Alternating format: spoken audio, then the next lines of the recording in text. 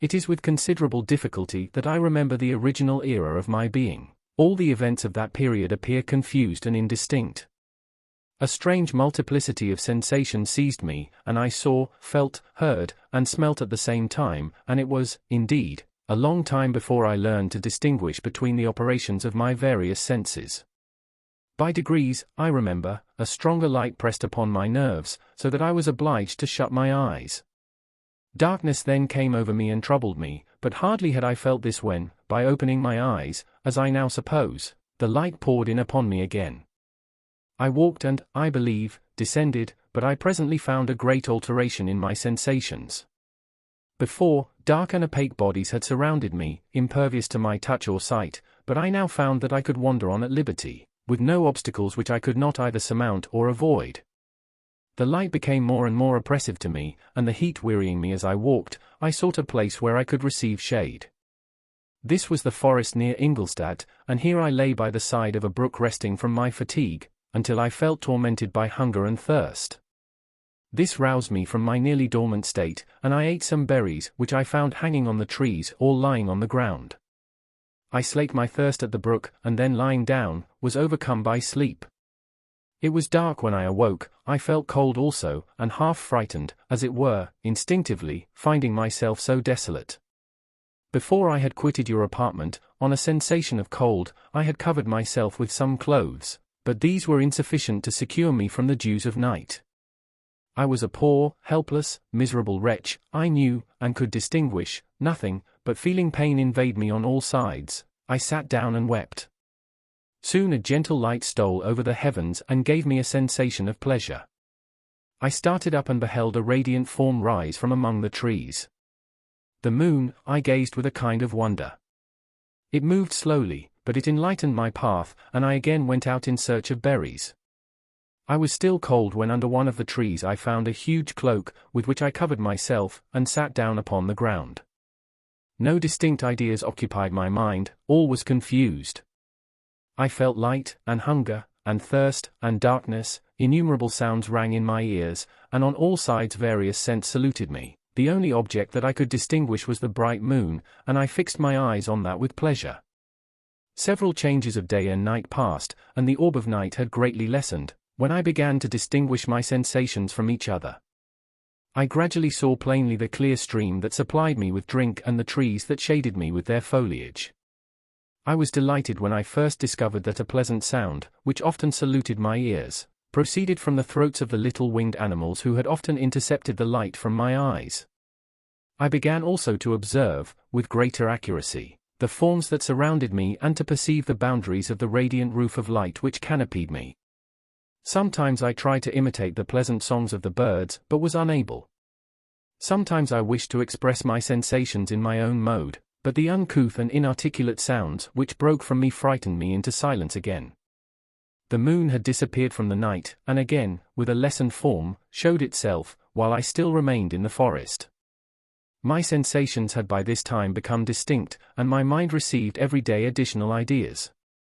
My eyes became accustomed to the light and to perceive objects in their right forms. I distinguished the insect from the herb, and by degrees, one herb from another. I found that the sparrow uttered none but harsh notes, whilst those of the blackbird and thrush were sweet and enticing. One day, when I was oppressed by cold, I found a fire which had been left by some wandering beggars, and was overcome with delight at the warmth I experienced from it. In my joy I thrust my hand into the live embers, but quickly drew it out again with a cry of pain. How strange, I thought, that the same cause should produce such opposite effects. I examined the materials of the fire, and to my joy found it to be composed of wood. I quickly collected some branches, but they were wet and would not burn. I was pained at this and sat still watching the operation of the fire. The wet wood which I had placed near the heat dried and itself became inflamed.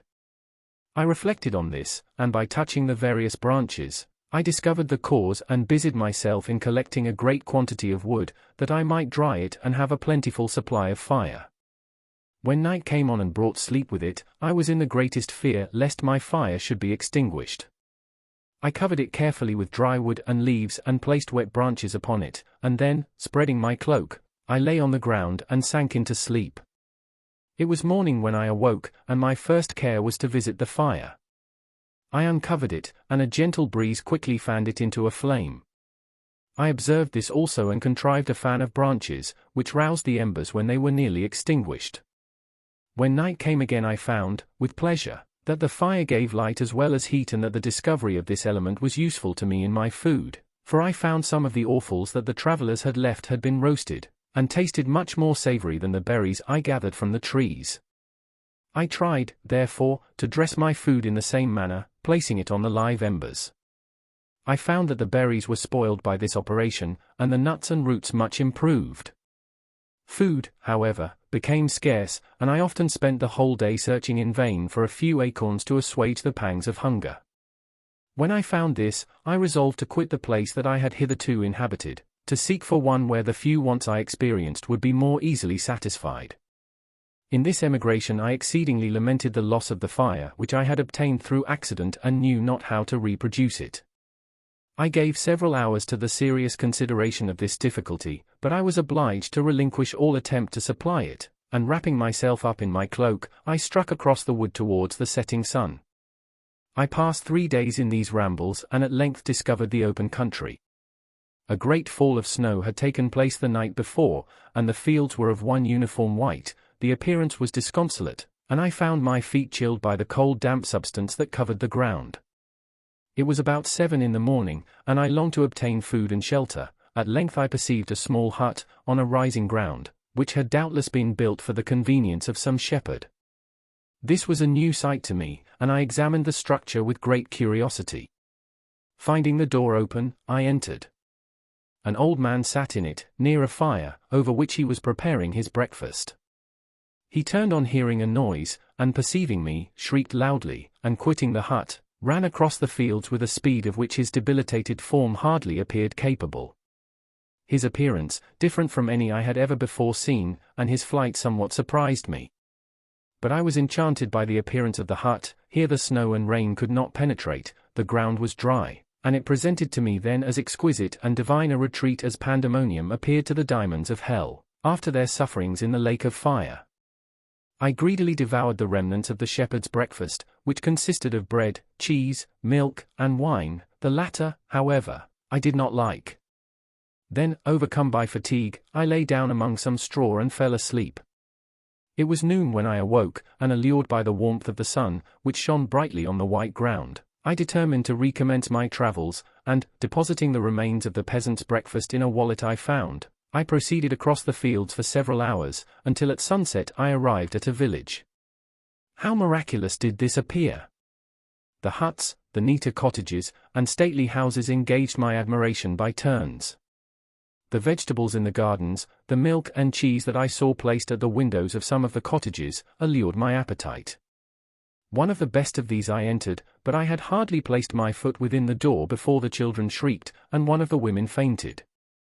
The whole village was roused, some fled, some attacked me, until, grievously bruised by stones and many other kinds of missile weapons, I escaped to the open country and fearfully took refuge in a low hovel, quite bare, and making a wretched appearance after the palaces I had beheld in the village. This hovel, however, joined a cottage of a neat and pleasant appearance, but after my late dearly bought experience, I dared not enter it.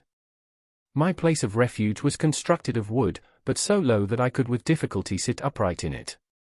No wood, however, was placed on the earth, which formed the floor, but it was dry, and although the wind entered it by innumerable chinks, I found it an agreeable asylum from the snow and rain.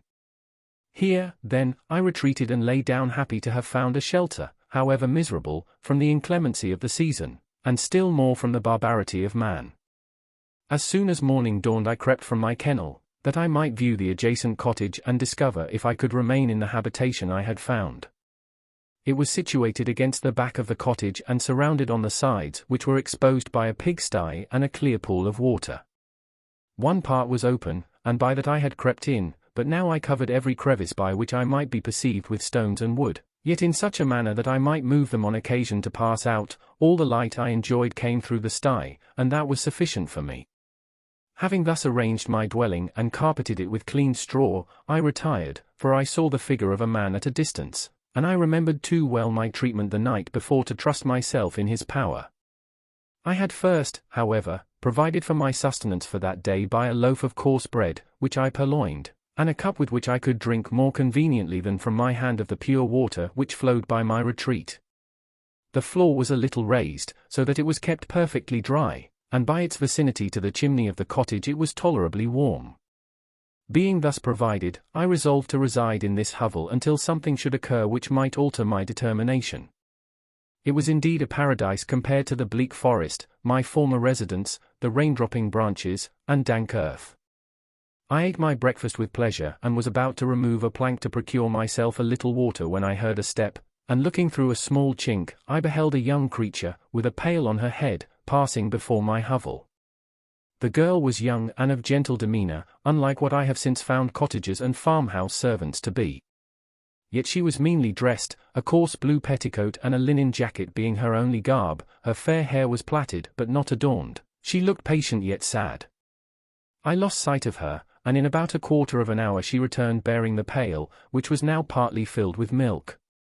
As she walked along, seemingly incommoded by the burden, a young man met her, whose countenance expressed a deeper despondence. Uttering a few sounds with an air of melancholy, he took the pail from her head and bore it to the cottage himself. She followed, and they disappeared. Presently I saw the young man again, with some tools in his hand, cross the field behind the cottage, and the girl was also busied, sometimes in the house and sometimes in the yard. On examining my dwelling, I found that one of the windows of the cottage had formerly occupied a part of it, but the panes had been filled up with wood. In one of these was a small and almost imperceptible chink through which the eye could just penetrate. Through this crevice a small room was visible, whitewashed and clean but very bare of furniture. In one corner, near a small fire, sat an old man, leaning his head on his hands in a disconsolate attitude. The young girl was occupied in arranging the cottage, but presently she took something out of a drawer, which employed her hands, and she sat down beside the old man, who, taking up an instrument, began to play and to produce sounds sweeter than the voice of the thrush or the nightingale. It was a lovely sight, even to me, poor wretch who had never beheld aught beautiful before. The silver hair and benevolent countenance of the aged cottager won my reverence, while the gentle manners of the girl enticed my love. He played a sweet mournful air which I perceived drew tears from the eyes of his amiable companion, of which the old man took no notice, until she sobbed audibly. He then pronounced a few sounds, and the fair creature, leaving her work, knelt at his feet. He raised her and smiled with such kindness and affection that I felt sensations of a peculiar and overpowering nature. They were a mixture of pain and pleasure, such as I had never before experienced, either from hunger or cold, warmth or food, and I withdrew from the window, unable to bear these emotions. Soon after this the young man returned, bearing on his shoulders a load of wood. The girl met him at the door, helped to relieve him of his burden, and taking some of the fuel into the cottage, placed it on the fire. Then she and the youth went apart into a nook of the cottage, and he showed her a large loaf and a piece of cheese. She seemed pleased and went into the garden for some roots and plants, which she placed in water, and then upon the fire. She afterwards continued her work, whilst the young man went into the garden and appeared busily employed in digging and pulling up roots. After he had been employed thus about an hour, the young woman joined him and they entered the cottage together. The old man had, in the meantime, been pensive, but on the appearance of his companions he assumed a more cheerful air, and they sat down to eat. The meal was quickly dispatched. The young woman was again occupied in arranging the cottage. The old man walked before the cottage in the sun for a few minutes, leaning on the arm of the youth. Nothing could exceed in beauty the contrast between these two excellent creatures. One was old, with silver hairs and a countenance beaming with benevolence and love. The younger was slight and graceful in his figure, and his features were molded with the finest symmetry, yet his eyes and attitude expressed the utmost sadness and despondency. The old man returned to the cottage, and the youth, with tools different from those he had used in the morning, directed his steps across the fields. Night quickly shut in, but to my extreme wonder, I found that the cottagers had a means of prolonging light by the use of tapers, and was delighted to find that the setting of the sun did not put an end to the pleasure I experienced in watching my human neighbors. In the evening the young girl and her companion were employed in various occupations which I did not understand, and the old man again took up the instrument which produced the divine sounds that had enchanted me in the morning. So soon as he had finished, the youth began, not to play, but to utter sounds that were monotonous, and neither resembling the harmony of the old man's instrument nor the songs of the birds. I since found that he read aloud, but at that time I knew nothing of the science of words or letters. The family, after having been thus occupied for a short time, extinguished their lights and retired, as I conjectured, to rest.